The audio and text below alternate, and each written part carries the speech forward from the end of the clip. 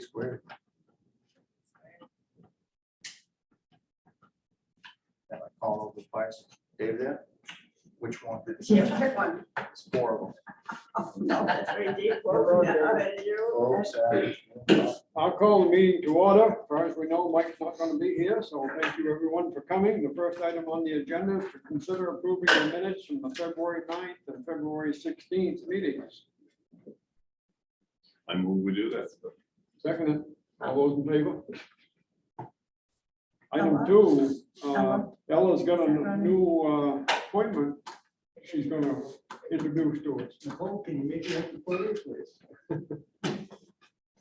I'd like to introduce our newest team member, Nicole Stedman, not Stedman, Stenberg, comes to us from Hamden, and really excited about having her down here. And I'm going to ask you to appoint her as our next assessor, effective July, the 21st of this month, to go until December, I think Jan Yes. was talking about.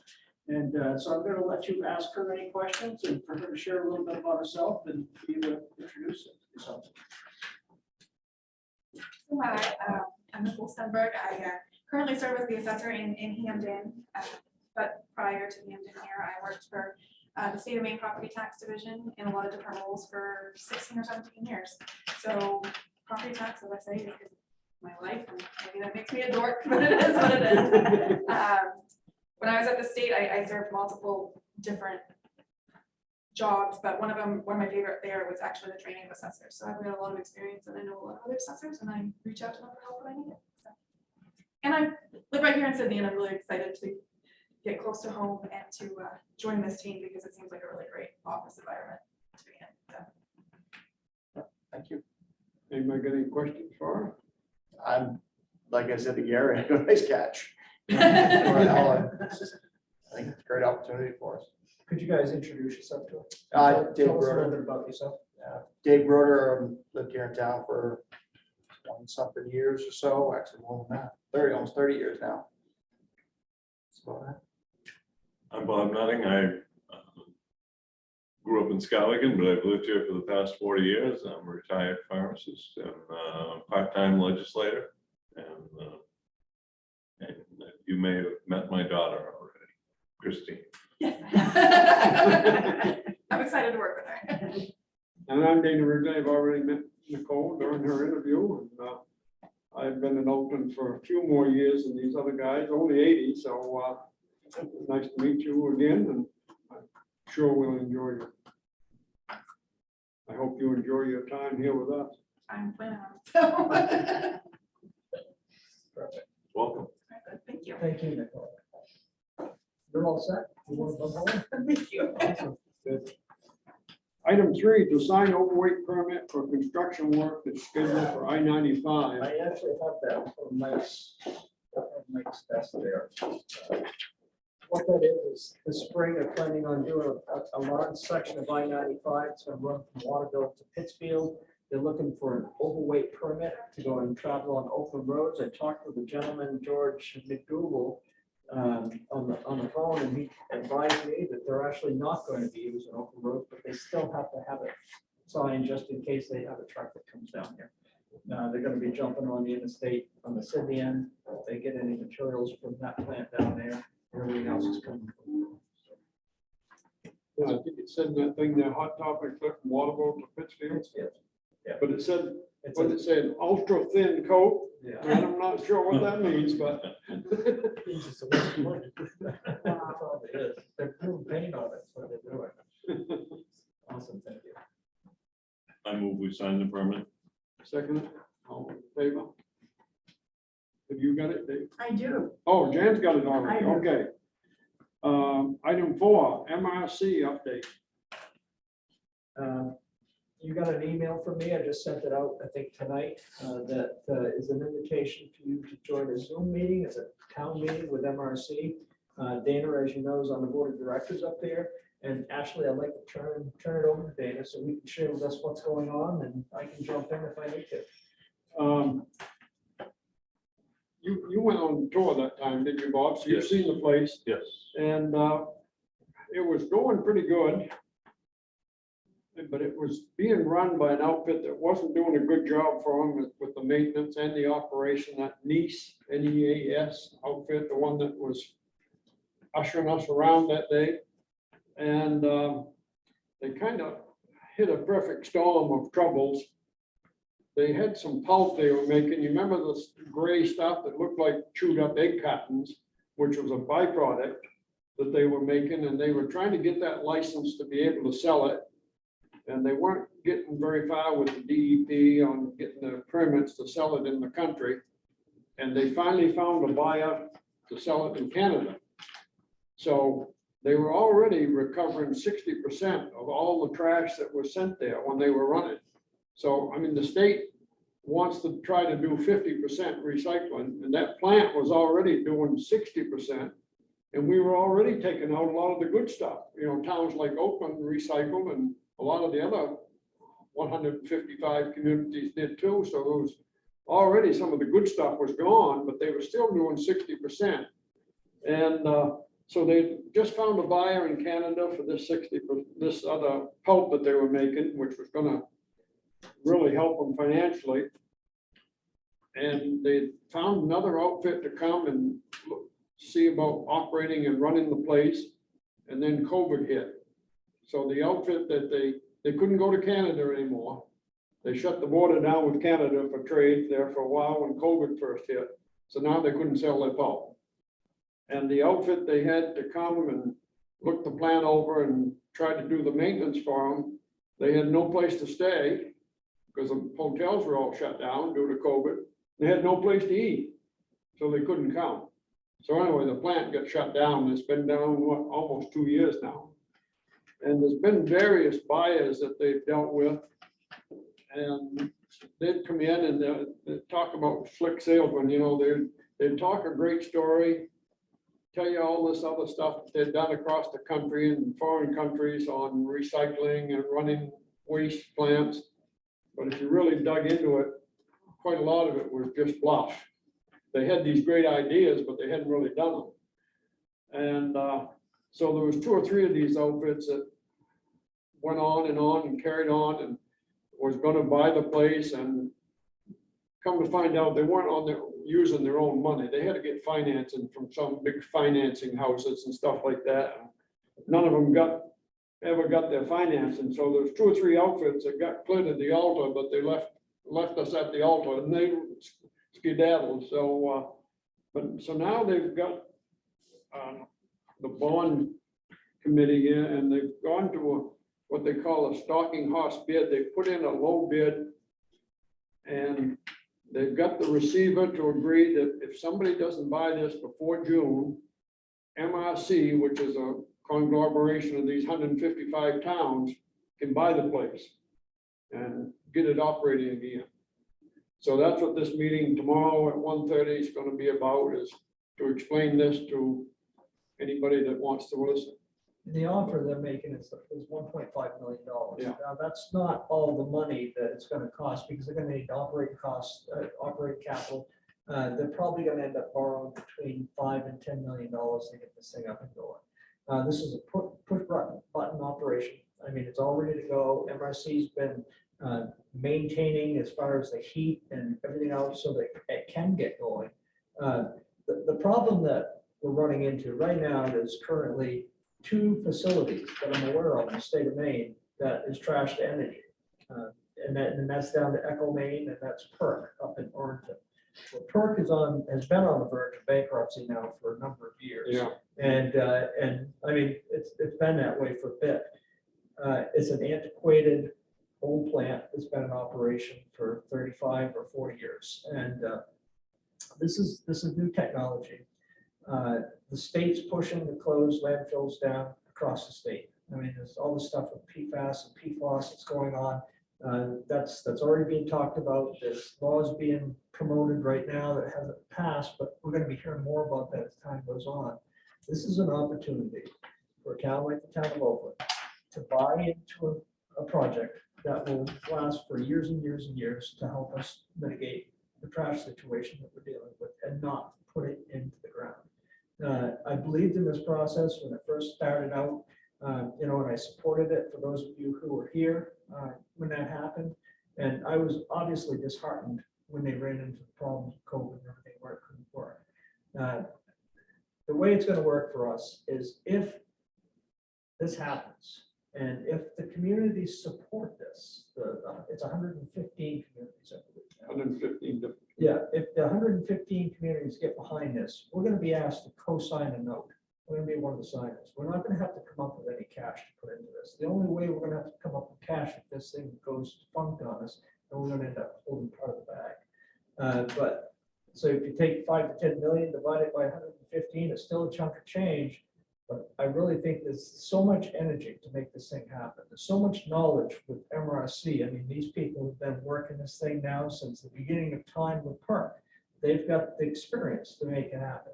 So I think it's something that we really need to have to consider. And I think tomorrow's Zoom meeting will be an eye opener for you if you have the time to jump on board and listen to that. It's going to be questions and answers. Now you'll hear questions from all the different communities. I mean, obviously we've got some tough communities. Blue Hills got some people down there that have really, they're smart people, and they ask them hard questions. So I think it will be an educational event to watch that. Yep, It and means doing so. The plant, it's one of the few places where you can send your municipal waste without putting it in a landfill. And that's the big thing with this. Very little going to a landfill. What they had left after they recycled everything they could. Another thing about the recycling, you remember when China said they would not buy any more recycling material from the United States? That was at the same time when they was recycling 60%, the market went away, same as it did for our recycling out here. So, I mean, everything just hit at once. But you know, our material has been going up to a landfill, and I don't know what you think about landfills, but I don't think it's the greatest thing for us for a long distant future to put our trash in a landfill. And so this meets a lot of the requirements that the state would like to see us do with the 50% recycling, and it keeps most of the material out of the landfill, and what is left can be used for cover at a place that is having a landfill. It's not, it's been tested, it's not chemically bad, there's no bad chemicals in it or anything like that. So I think it's a good move. And a lot of towns, MRC was started back, I think, in 1994. So a lot of towns that joined MRC then have money in MRC. We don't have a cent there because we didn't join until, what, 3 years ago? Is it 3 years now? Right, we were under Waterville's contract forever. Yeah. Yeah. Well, yeah, It's so been we three- weren't a member of 3 years. MRC as far as being signed up as a member. So we don't have any money there. We don't have a cent in the place, so it's not really costing us anything to stay with it and see if we can make it work. And I think it'll get going again. There's some dedicated people on this committee, this MRC committee, that like Bangor has, and Orono and Brewer, they're big producers of municipal waste, those big cities are, and they're members of this. So it'd be interesting to see what they got to say tomorrow. It would be, if anybody has the time to listen in, it'd be interesting. You're gonna, if you decide you're going to listen in, you have to pre-register. There's a little link on that webpage that I sent you. And then they'll send you the information to jump on board. We're gonna be asked at some point to make a decision on this, and I think it's coming sooner than later.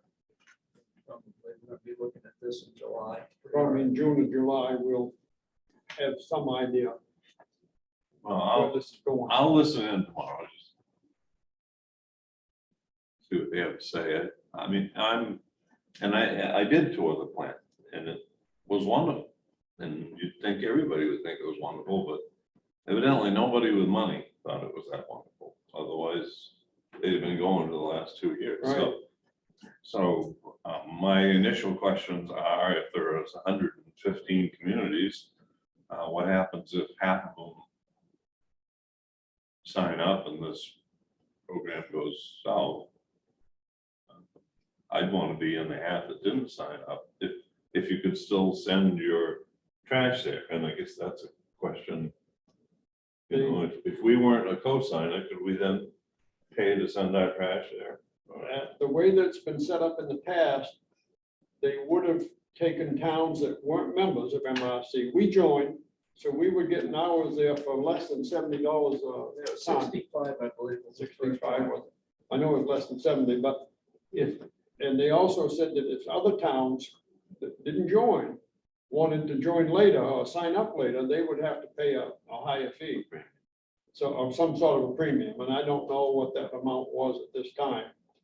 But it was. Well, I mean, I'll listen to it tomorrow, and I don't have an opinion tonight, but I do have some reservations, and I think if that's the way it works, and you could pay per ton to do it, rather than put the town on the hook in case one of this new program goes south, I'd rather be on the side that's paying a little bit more when we can do the trash there. That's just my starting point. And that's great. I mean, and I think everybody should have an open mind like that to look at possibility, because to be honest with you, Bob, part of me's on the fence with us too.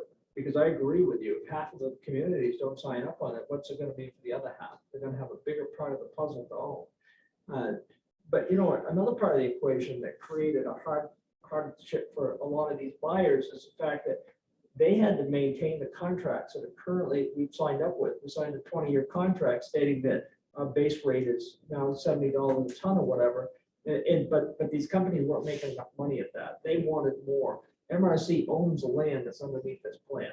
So the whole idea of this was not to bring out state trash in. It was to process the trash for the taxpayers and actually save these member communities money.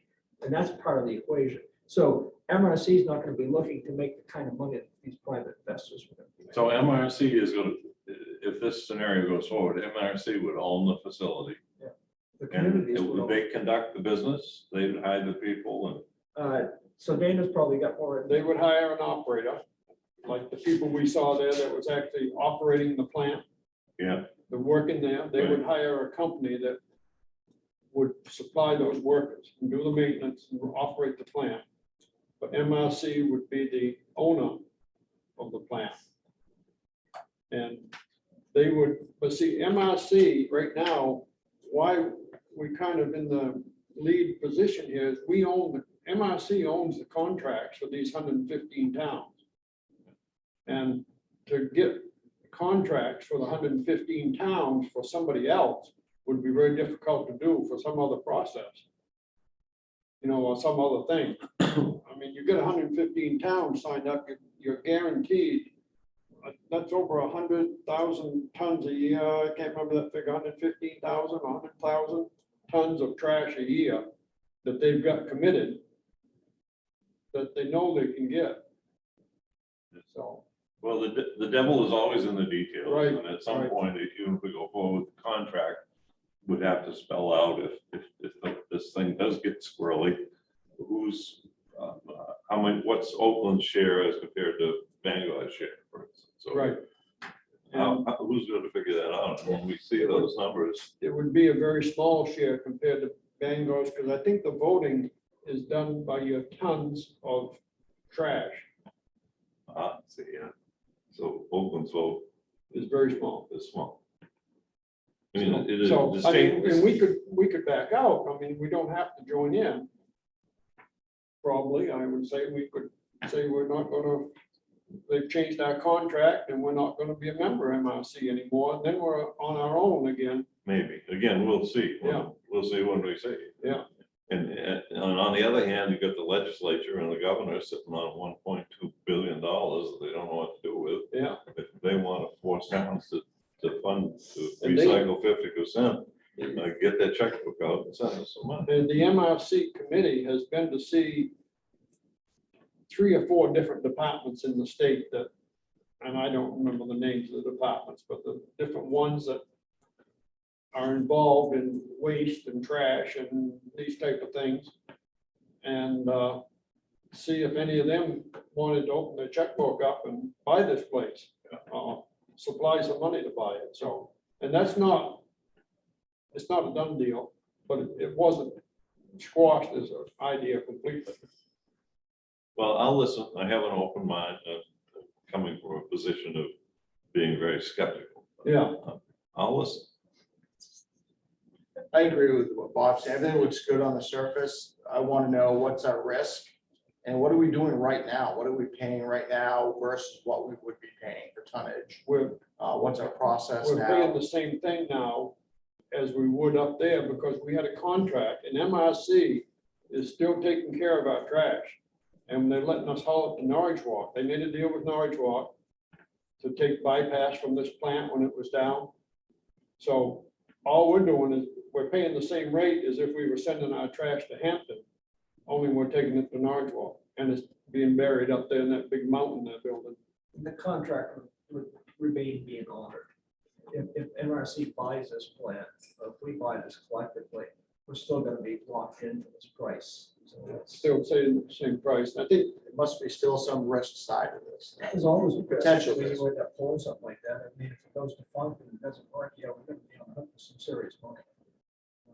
That's the risk that we're talking about. I think our share of it would be very small, but we don't know that yet. That's, We don't know like what you we say, don't we know. don't know the devil in the details yet, Right. so it's, and that won't, we probably won't know that until July. I wonder if they have talked about PFAS and chemicals Yes. contaminating, because everything that goes to Norwich Walk is gonna go up there, and if that contamination goes there, you see the headline now, plant shuts down, PFAS everywhere in the concrete. Now, supposedly, there is ways to take that out of your waste stream. I don't know if it's true or not. That's what one of these outfits told us, but I've never seen it done, but it's for chemicals. It's, Well, it gets filtered, it's a forever chemical, but your water filters are carbon filters, and that takes it out, but it's maintained in the carbon. So I don't, you got hazardous waste with these. What do you do with? What do you do with it? Take it to the landfill? Take it over to Johnson. Yeah, thank you. probably you make a secure landfill somewhere, or just like they did from the nuclear waste at Main Yankee, that's still being preserved down there in these big iron casks under a pool of water. And How long can we keep doing that? They keep making electric vehicles. Same issue with the batteries. Right. Years. Yeah. I mean, yeah. It So only it's all- So it will be interesting for the next few months anyway to see how this comes out. But as I say, MRC is kind of in the lead because they have these contracts that they own. And they've maintained them by still providing a place for our trash to go, even though it's not going to this plant. They're still taking care of our trash by letting us take it. And if we were gonna take it to Norwich Walk, we would be paying a lot more than if we're taking it there through MRC. And are we paying $70 and getting 3 back or something like that? What's the price per ton, Kelly? Do you remember? I think we're paid because of it goes up with coal. Yeah. So I think we're up to $72 and some change. That's right, there And was then a- we get a $3 rebate. Right. Yeah. So just under 70. So every So year. it's around $70 a ton.